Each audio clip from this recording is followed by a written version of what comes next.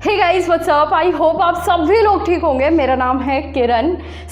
आज के इस वीडियो में हम लोग करने वाले हैं सैमसंग गैलेक्सी M31s का डिटेल्ड रिव्यू। ऑलमोस्ट 20-25 दिन से मैं इस फ़ोन को as a primary device use कर रही हूँ और मैंने डिसाइड किया है मैं इस फ़ोन को कुछ और टाइम तक एज अ प्राइमरी फ़ोन ही यूज़ करूँगी।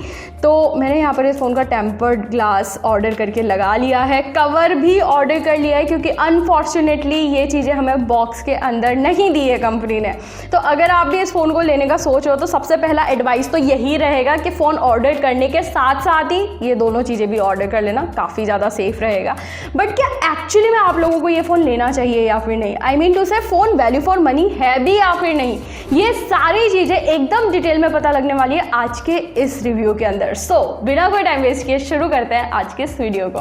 तो अभी अगर मैं सबसे पहले यहाँ पर बात करूँ इस फ़ोन की परफॉर्मेंस के बारे में, तो यार देखो, वैसे तो फ़ोन के अंदर एक डिसेंट प्रोसेसर है Exynos 9611, लेकिन अफसोस के साथ ये बोलना पड़ रहा है कि जिस तरह की परफॉर्मेंस इसमें मिलनी चाहिए थी एक्चुअली में वैसी परफॉर्मेंस ये फ़ोन नहीं देता है। थोड़ा सा डिटेल में समझाती हूँ आप लोगों को। आई मीन अभी अगर आप एक ऐसा फ़ोन यूज़ कर रहे हो 10 से 12 हज़ार तक की प्राइस रेंज वाला और उससे स्विच करके आप इस फ़ोन में आते हो तो आपको परफॉर्मेंस में ऐसा कोई डिफरेंस नहीं देखने को मिलेगा। लेकिन अभी एट प्रेजेंट आप ऐसा फ़ोन यूज़ कर रहे हो जिसके अंदर स्नैपड्रैगन 700 सीरीज़ का कोई चिपसेट लगा हुआ है, 720G 730G टाइप या फिर उससे भी ऊपर वाला टाइप, और उसके बाद अगर आप इस फ़ोन में शिफ्ट मारते हो तो आपको एक्चुअली में इस फ़ोन की परफॉर्मेंस पे फील आएगा कि ये लैग करता है थोड़ा बहुत, और वो नहीं होना चाहिए था क्योंकि ऑब्वियसली 19,500 का डिवाइस है यार। बाकी तो अगर आप वैसे भी अगर आप गेमिंग भी करना चाहते हो डेडिकेटली, अगर आप हाई ग्राफिक वाले गेम्स के लिए इस फ़ोन को परचेस करने का सोच रहे हो, then I don't think so उस चीज़ के लिए आपको इस फ़ोन की तरफ जाना चाहिए। हाँ, अगर आप ऐसे शौक के लिए कभी कभार गेम खेलते हो देन डेफिनेटली परचेस कर सकते हो, उस केस में ये आपको इतना धोखा नहीं देगा। लेकिन हाँ, डेडिकेटली अगर अच्छे खासी गेमिंग के लिए ही फ़ोन ले रहे हो देन ऑब्वियसली ये फ़ोन आपके लिए बिल्कुल भी नहीं बना हुआ है, ये चीज़ आपको बस ध्यान में रखनी है। बट एनीवेज, अभी अगर आगे बढ़ा जाए और बात की जाए अगर इस फ़ोन की कैमरा डिपार्टमेंट के बारे में, तो 64 मेगापिक्सल के क्वाड कैमरा सेटअप दिया हुआ है। ऐसे मैं हर एक चीज़ का स्पेसिफिकेशन नहीं बताने वाली हूँ यार, देखो ऑनेस्टली, क्योंकि इस वीडियो के अंदर मैं स्पेसिफिकेशन बेस्ड बात नहीं कर रही हूँ, टोटली अपना एक्सपीरियंस शेयर कर रही हूँ। तो अगर आपको स्पेसिफिकेशन बेसिस पर वीडियो चाहिए तो इस फ़ोन का मैंने एक शॉर्ट रिव्यू किया हुआ था जब ये फ़ोन शुरू में आया था, तो आप जाके उसको चेकआउट कर सकते हो, नीचे डिस्क्रिप्शन में लिंक मिल जाएगा। बट खैर, अगर रियर साइड के कैमरा की परफॉर्मेंस में यहाँ पर बताऊँ तो ये कुछ सैम्पल्स जो मैंने डे टाइम पर नेचुरल लाइट में कैप्चर करा है, चाहे आप यहाँ पर नॉर्मल मोड की फ़ोटो देखो, पोर्ट्रेट की देखो या फिर वाइड एंगल के फ़ोटोज़ ही क्यों ना देखो, हर एक फ़ोटो में बहुत ही कमाल के कलर्स, बहुत ही अच्छी डिटेलिंग, काफ़ी अच्छी डायनेमिक रेंज ये कैप्चर कर लेता है। ओवरऑल मुझे फ़ोटोज़ काफ़ी सही लगे इस फ़ोन के। मैं टोटली ये चीज़ बोल सकती हूँ कि इस फ़ोन के cameras, specially rear cameras, one of the bestest camera है मार्केट में इस प्राइस रेंज के अंदर। इनफैक्ट डे टाइम में ही क्या, अगर आप आर्टिफिशियल लाइट में भी इस फ़ोन के रियर कैमरास को यूज़ करते हो ना, तब भी ये काफ़ी अच्छे खासे फ़ोटोज़ ले लेता है अगर रूम में अच्छी खासी लाइट्स वगैरह हो रही है तो। लेकिन एक्चुअली में सीन क्या है ना कि इस फ़ोन के कैमरा डिपार्टमेंट में अगर मैं कहीं पर डिसअपॉइंट हुई हूँ तो वो है इस फ़ोन का फ्रंट कैमरा। अभी देखो, फ्रंट कैमरा में भी सीन क्या है ना कि अगर अच्छी खासी नेचुरल लाइट में अगर आप सेल्फी निकाल रहे हो नॉर्मल मोड से तो काफ़ी सही फ़ोटो मिल जाता है। आई मीन उसको देख के तो मुझे नहीं लगता किसी को भी कंप्लेन होनी चाहिए, मुझे हर एक चीज़ में फ़ोटो अच्छा लगा है। लेकिन दिक्कत कहाँ आती है, जब आप पोर्ट्रेट मोड से फ़ोटो लेते हो या फिर पोर्ट्रेट आर्टिफिशियल लाइट में भी अगर आप पोर्ट्रेट मोड से सेल्फी निकालते हो तो वहाँ पर प्रॉब्लम होती है। वहाँ पर पहली चीज़ तो ये है कि ये थोड़ा सा कलर शिफ्ट कर देता है, और वो जो कलर शिफ्ट होता है ना वो एक्चुअली में मुझे पसंद नहीं आता। दूसरी चीज़, स्क्रीन को भी काफ़ी ज़्यादा स्मूथ कर देता है, ऐसा लगता है जैसे ब्यूटी मोड ऑन कर लिया है ऑटोमेटिकली, और एजेस भी ढंग से डिटेक्ट नहीं कर पाता है इस फ़ोन का पोर्ट्रेट मोड वाला। लेकिन एक चीज़ है कि इस फ़ोन के कैमरास में फ्रंट और बैक दोनों ही साइड में हमें डेडिकेटेड नाइट मोड का सपोर्ट देखने को मिल जाता है। और एक्चुअली में इस फ़ोन का नाइट मोड काफ़ी सही काम करता है, तो मुझे लगता है उसमें किसी को भी कोई इशू आने वाला है। बट वहीं पर अगर वीडियोज़ के बारे में बात करूँ तो सबसे पहले तो बता देती हूँ, फ्रंट और बैक दोनों से ही आप मैक्सिमम 4K तक की सेटिंग्स में वीडियो शूट कर सकते हो। बट एक चीज़ है कि अगर आप रियर साइड से वीडियोस निकाल रहे हो ना, तो चाहे आप नॉर्मल में शूट करो, वाइड एंगल में निकालो या फिर 4K में ही क्यों ना निकालो, आपको सब में स्टेबलाइजेशन का ऑप्शन मिलता है, जो कि कहीं ना कहीं काफ़ी अच्छी चीज़ है।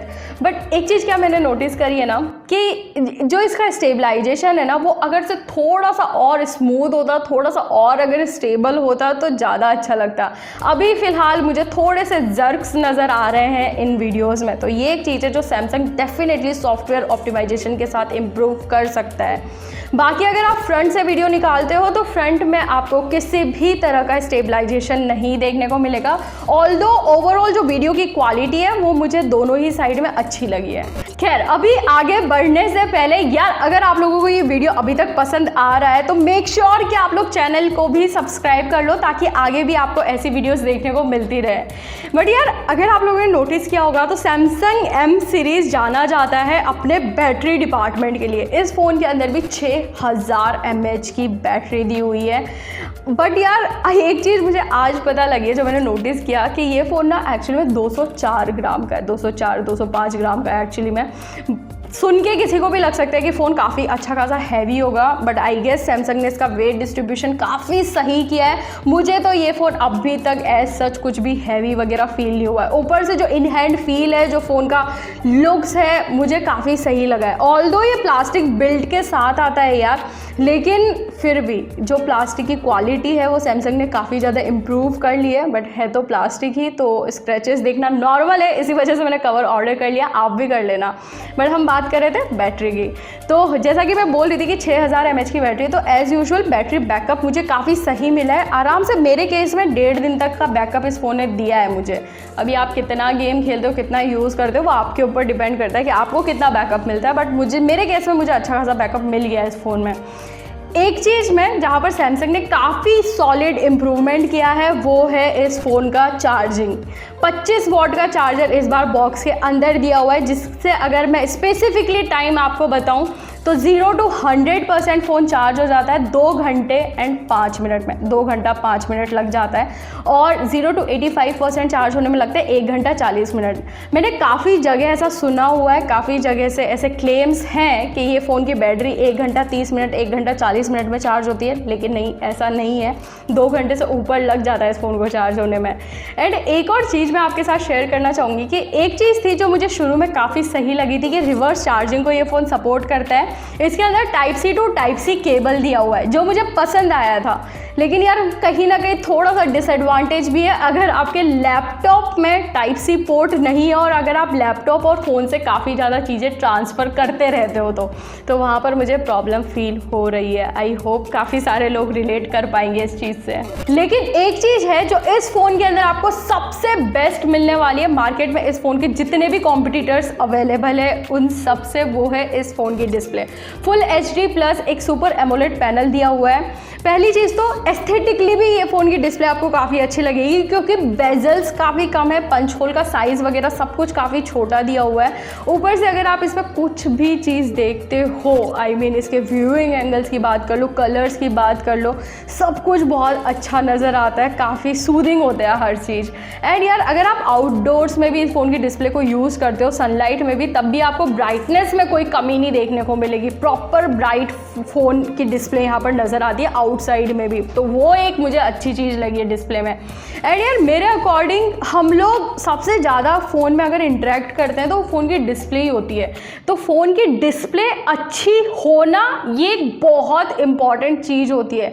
तो उस केस में आप इस फ़ोन से काफ़ी ज़्यादा सेटिस्फाइड होने वाले हो डिस्प्ले के मामले में। तो एक मन में एक छोटी सी खलिश रह गई है बस, कि यार कॉर्निंग गोरिल्ला ग्लास 3 की जगह अगर अगर कॉर्निंग गोरिल्ला ग्लास 5 की प्रोटेक्शन मिली होती ना तो और भी ज़्यादा अच्छा होता, आई मीन और भी सॉलिड ये डिस्प्ले होती, but unfortunately cornering gorilla glass 3 की प्रोटेक्शन ही है। तो ये भी एक चीज़ है जो सैमसंग को इम्प्रूव करनी चाहिए अपने आने वाले डिवाइसेस में। बाकी हाँ, एमोलेड डिस्प्ले है तो यहाँ पर आपको ऑलवेज ऑन डिस्प्ले तो देखने को मिल जाएगी जिस पर नोटिफिकेशन वगैरह सब कुछ अच्छे से आते हैं, लेकिन इन डिस्प्ले फिंगरप्रिंट सेंसर नहीं है, साइड माउंटेड है जो कि अच्छी तरीके से काम कर जाता है। बाकी अगर स्पीकर्स वगैरह के बारे में बात करूँ तो मुझे स्पीकर्स की जो साउंड क्वालिटी है वो काफ़ी सही लगी है, एकदम क्रिस्प, एकदम सूदिंग साउंड यहाँ पर सुनाई देती है।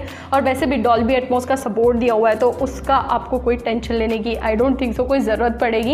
एक चीज़ जो आई मीन काफ़ी ज़्यादा अभी क्योस बना हुआ है जिसके अराउंड, वो है नॉक्स सिक्योरिटी। देखो फ़ोन को ऑन करने पे नॉक्स के बारे में लिखा हुआ आता है, पावर्ड बाय नॉक्स, लेकिन नॉक्स जैसी कोई भी फोल्डर, कोई भी सिक्योर चीज़ का ऑप्शन इसके सॉफ्टवेयर में तो एटलीस्ट नहीं है। तो इसके अराउंड अभी भी काफ़ी ज़्यादा कन्फ्यूजन है। इसके बारे में मैंने एकदम डिटेल में बात करी हुई है इस फ़ोन के प्रॉब्लम्स वाले वीडियो में। अगर आपने वो नहीं चेकआउट किया है तो वो भी आप देख सकते हो नीचे डिस्क्रिप्शन में, उसका भी लिंक मैं दे दूंगी। तो अभी अगर मैं अपना ओवरऑल वर्डिक्ट यहाँ पर दूं तो यार बहुत ही सिंपल सी बात है, अगर आपकी किसी भी कंडीशन में परफॉर्मेंस प्रायोरिटी है, अगर आपको फ़ोन के अंदर गेमिंग करनी है देन ये फ़ोन आप लोगों के लिए नहीं बना हुआ है। उसके अलावा अगर आपको फ़ोन में अच्छे कैमरास चाहिए, अच्छे डिस्प्ले चाहिए, अच्छे लुक्स एंड फील चाहिए देन इस फ़ोन की तरफ आप आराम से जा सकते हो। वैसे भी सैमसंग की ब्रांड वैल्यू मिल रही है, नॉन चाइनीज़ स्मार्टफोन है, तो हाँ बाकी केसेस में अच्छा है, बस परफॉर्मेंस को थोड़ा सा ध्यान में रख के परचेस करना।